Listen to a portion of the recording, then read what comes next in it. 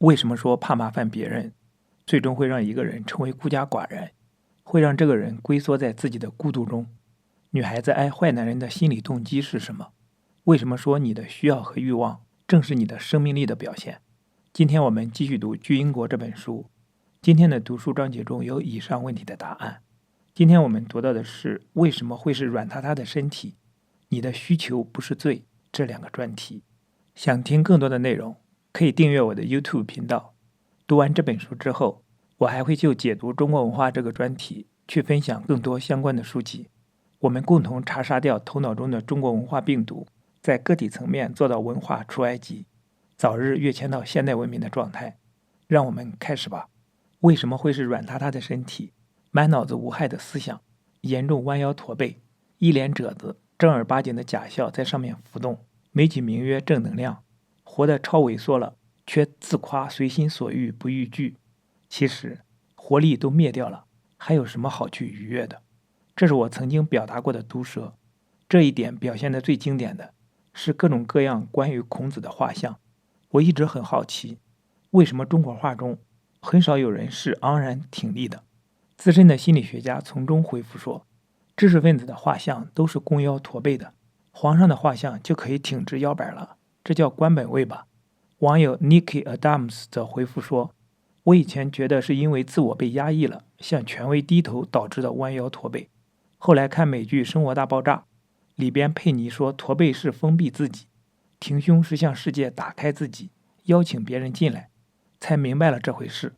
我们的应试教育体系以及文化制度建设，部分是有意识的目的，当然主要是无意识的目的，是要将人弄成这种存在，只剩下一个被灌满了僵化的低级知识，不会创造性地自主思考的脑袋。可悲的是，一些知识越不是自己思考得来的，就越自以为是，同时身体日益萎靡，以至于简直可有可无。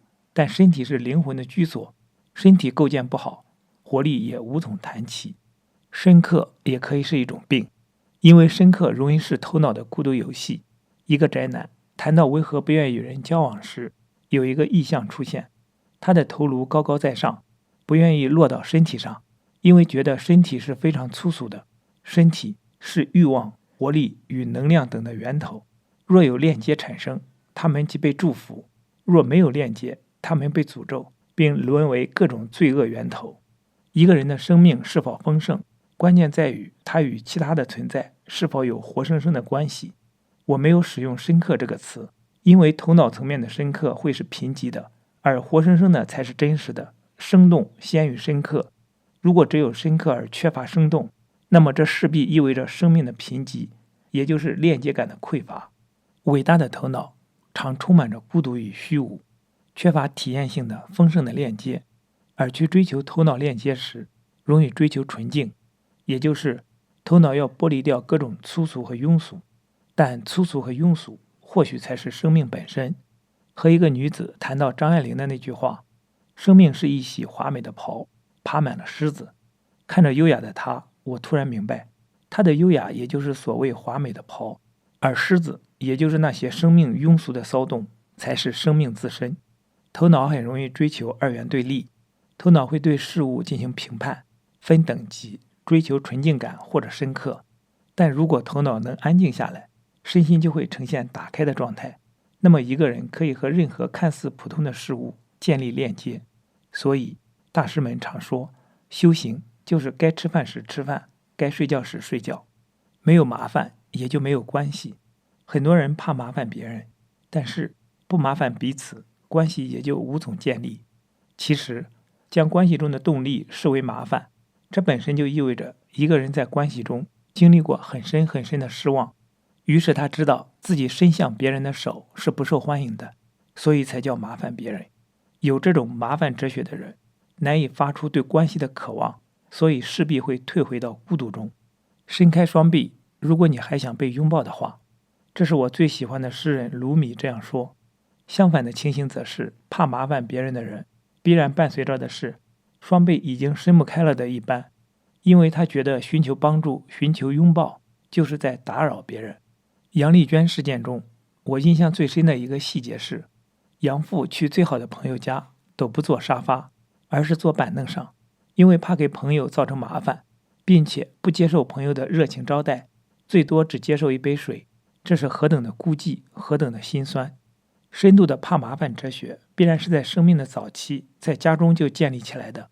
正常的情形是，如父母心中有爱意和热情，他们会带着欢喜去满足孩子，这样的孩子就会慢慢带着自信和一点理直气壮的劲儿去要帮助要爱。既然父母都喜欢这样做，那自然就不是对父母的侵扰了。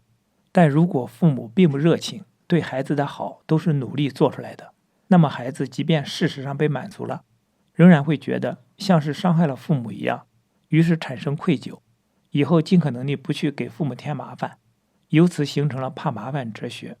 链接就是善，心灵呼应与活在当下是至善，而切断链接会导致黑暗，越是孤独的人，内在黑暗就越多。中国是好人，是因为惧怕内在黑暗，转而去做好人。但孤独的好人一旦爆发出黑暗，就容易是摧毁性的，就是这个道理。关系很复杂，饱满的关系必然有爱恨情仇，也会有利用、诱骗、私心与嫉妒。但当关系真正能建立时，爱与善就产生了。相反，孤独与封闭却会导致黑暗，彻底的孤独与封闭就会产生全然的黑暗。封闭自我的人，其实是在封闭两个东西，锁住自己内在的魔鬼，同时也切断外在魔鬼对自己的攻击，并且这个外在魔鬼也是内在魔鬼向外的投射。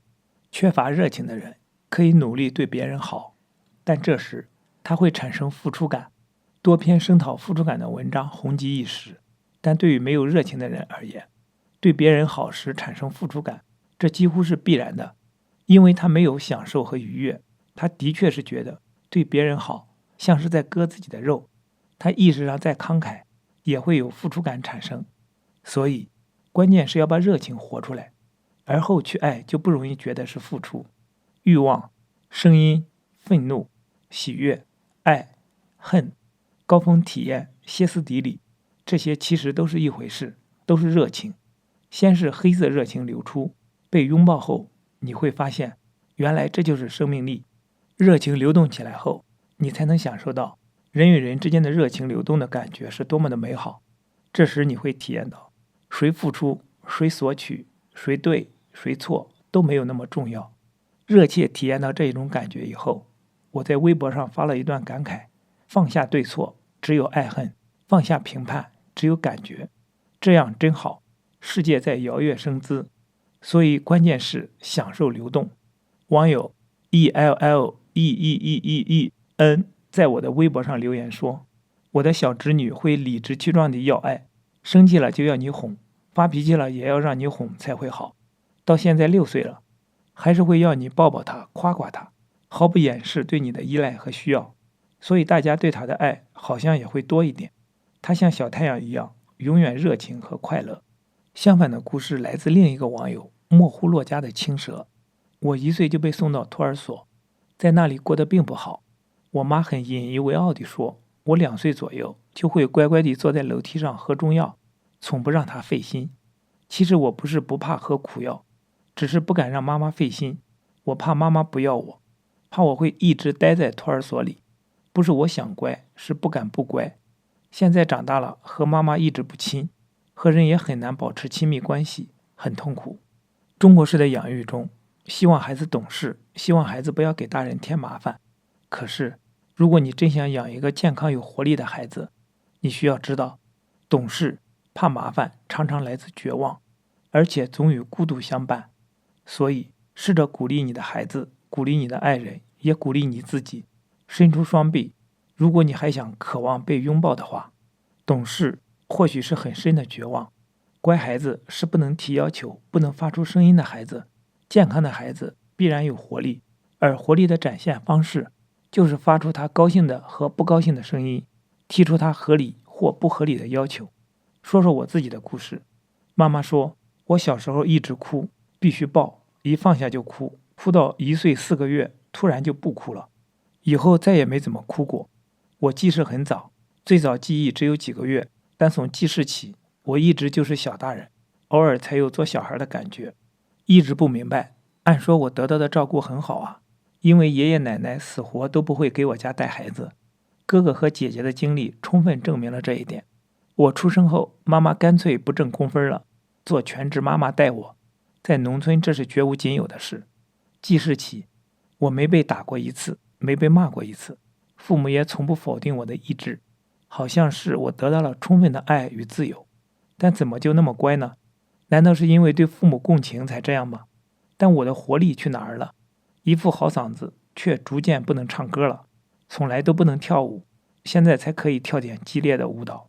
直到2012年的一天，我做了3个很深的梦，第二天发现长了5根白发，才明白了这一切是怎么回事。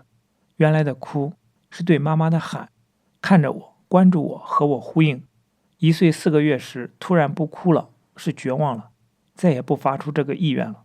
懂事是一种很深的绝望。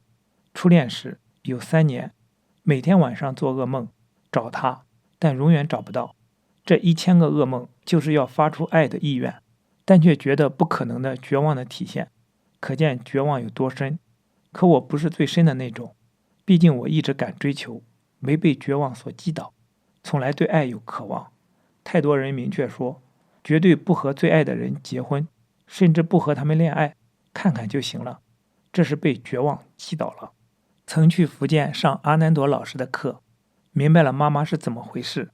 她有严重的抑郁症，原因是被爷爷奶奶，当然主要是奶奶的攻击，被村里人扣上不孝的帽子。父亲和她从不抗争，最终妈妈几乎失去了活下去的活力，挣扎地活着，挣扎着照顾我们。在这种情形下，她没把气发到孩子身上，已经很伟大了，更何况还把我们照顾得很好。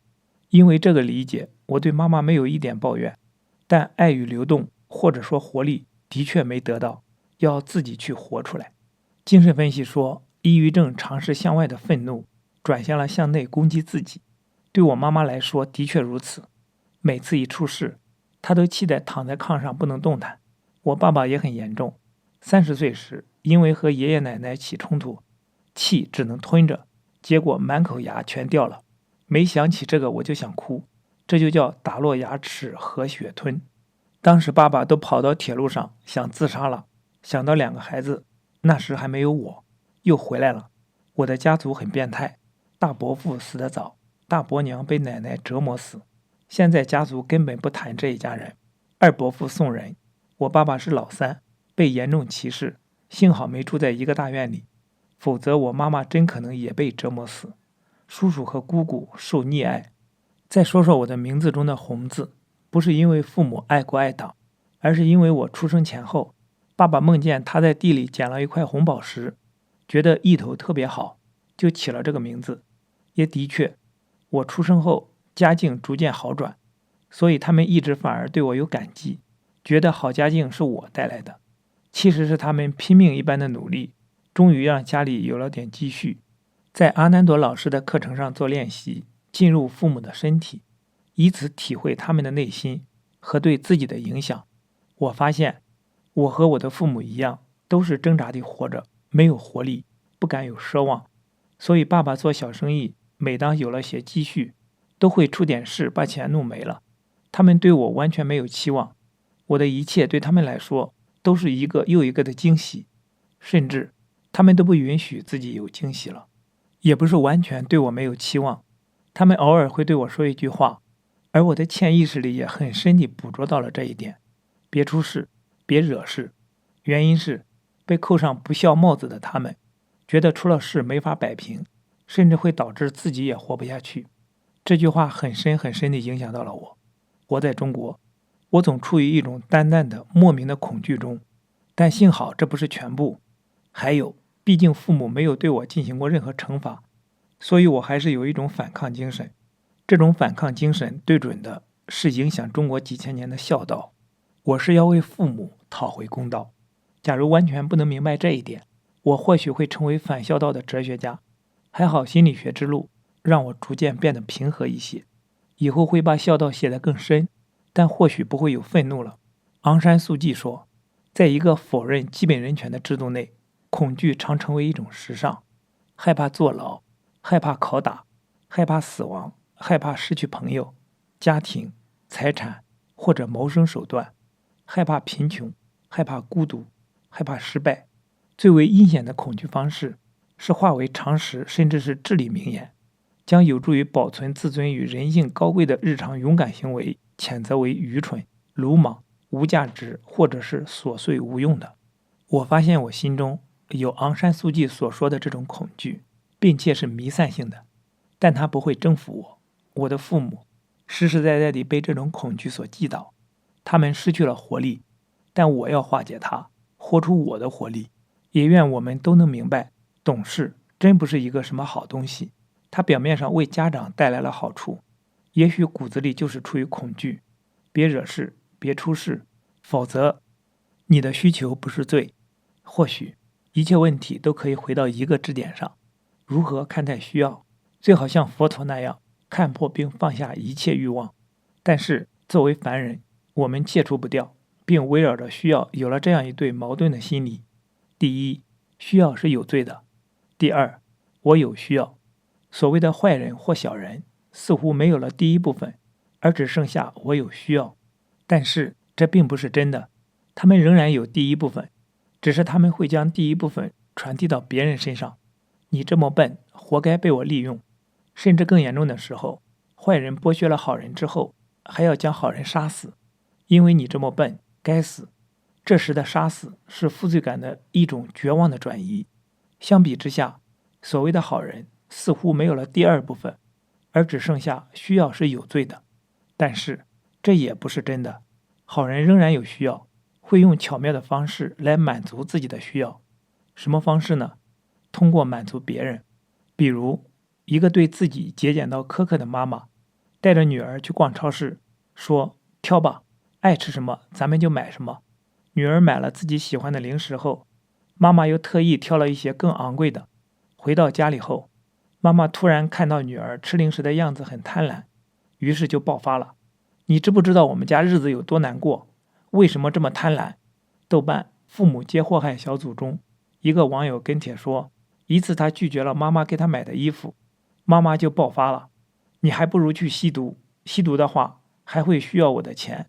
这两个例子中，妈妈是好人，他们压抑了自己的需要，显得似乎真的没什么需要，但他们通过过度满足儿女的需要，来释放自己心中蠢蠢欲动的欲求，然后又将需要是有罪的这种感觉转移到儿女身上。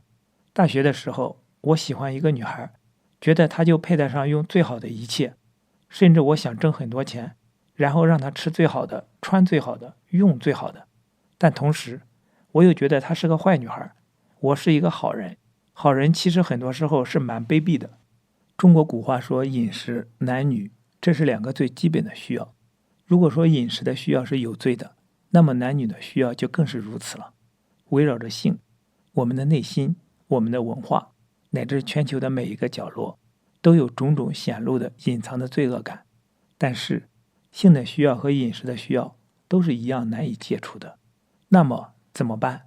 最好的一个办法是，我勾引出你的性需要，所以你来欲求我，我也顺带得到满足了，但我却说你是坏蛋。一些电影中，岳不群们找了妓女后，狠狠地折磨他们，甚至虐杀他们，就是这样的心理。那些专门猎杀妓女的连环杀手，也是同样的心理。这是极端的表现，生活中并不常见，但一般程度的表现却是如家常便饭。读研究生时，一天突然对调情有了一个定义：两个人不动声色地调动彼此的情欲，而自己不为所动，谁先动了情欲，谁就输了。情欲是有罪的，情欲是不可遏制的，所以通过勾引对方的情欲来释放自己的情欲，又通过打击对方的情欲来转移自己的罪恶感。男人觉得是女人唤醒了他们的情欲，所以在非洲的极端男权社会里，要对女性进行割礼，将女性的性敏感部位切除。但其实他们最应该做的是阉割他们自己。在这种文化下，性是有罪的，性的罪太重了，自己承受不了，所以要把这种负罪感转移到别人身上。因为是男权社会，所以更理直气壮地视红颜为祸水。然而他们知道这样做并不能消除自己心中的情欲，所以他们这时会变得更暴虐。关键不是消除性，关键是认识围绕着性的负罪感。女性因而有了很矛盾的心理，男人将他们视为性对象，但又希望他们彻底没有性欲，最好是永远纯洁的。因而女人就要表现得很清纯，甚至都不知道自己是有性欲的。一个女孩子在领悟到这一点之后说，她一直喜欢坏男人，原因是坏男人会不顾她的抗议，而稍稍有点强硬地和她发生关系，这其实是她想要的。但好男人不同，好男人会很照顾她的感受，所以当她表达抗议时，他们会真的变成好男人。有时好男人也会控制不住有一点硬来，但事后好男人会很愧疚，结果以后他们会变得更加好男人。如此一来，在女孩子的潜意识深处会有一声叹息。对于我们凡人而言，真的需要学习看到自己围绕着需要而建立起来的负罪感，然后带着负罪感去满足自己的需要。不过进一步来说，这的确又是等而下之的境界。心理学与佛教都说关系就是一切，马丁布伯则说关系有两种，一种是我与你，一种是我与他。当我将你视为满足我需要的工具与对象时，这一关系就是我与他。当我没有任何期待与目标，带着我的全部存在与你的全部存在相遇时，这一关系就是我与你。有快递员给我家送了一份快递，我收了快递后说了一声谢谢。他走了之后，我回忆时发现，尽管事情刚刚发生，但他的样子已经非常模糊，因为我和他没有相遇。对我来说，见面的那一刻，他就是一个快递员，满足了我当时的一种需要。如此一来，我就没有拿出我的全部存在去碰触他，于是他对我而言就很模糊了。想到这一点之后，我看我最爱的小猫阿白，那一刻我刹那间明白，尽管他对我而言很清晰，但我与他仍然是以一种需要与被需要的方式建立起来的关系。对我而言，我喜欢他的可爱，他也一直扮演可爱与我打交道。那一刻，我忽然间好像穿透了这一切，看到了阿白的全然存在。很有趣的是，接下来的几分钟里，阿白与我形影不离，我走到哪里，他就跟到哪里。而这时我们彼此之间是没有任何需要的。之前这种事只发生在他需要我的时候。我也想起一次在飞机上遇到的一个帅哥，他至今还在我脑海中无比鲜明。我还清晰地记得，他和任何一个人打招呼时都会全神贯注，他的眼神会真诚地全然地看着你。看到他这样对空姐打招呼，我在想，这小子估计什么样的女孩都能追到手。接下来当他也这样看我时，我才明白，这不是一种人际交往的技巧，而真的是一种境界。需要是有罪的，所以我们想戒除需要，并且你会看到，需要总是与被需要在一起，他们势必会在关系中呈现。那么是不是我孤家寡人时，这个罪就没有了？所以很多修行的人会斩断关系，独自一个人待着，这是一条路。然而当达不到这个境界时，独自一个人待着会受到两个挑战，一个是饮食，一个是男女。饥饿甚至会让胃液变得贪婪，然后吞噬掉自己的内脏。欲火也可以让一个人走火入魔。因而我们不断地听到如何厉害的修行者借修行的名义大搞男女关系。孤家寡人常常是一个奢望，需要或欲望总是会逼迫你去建立关系。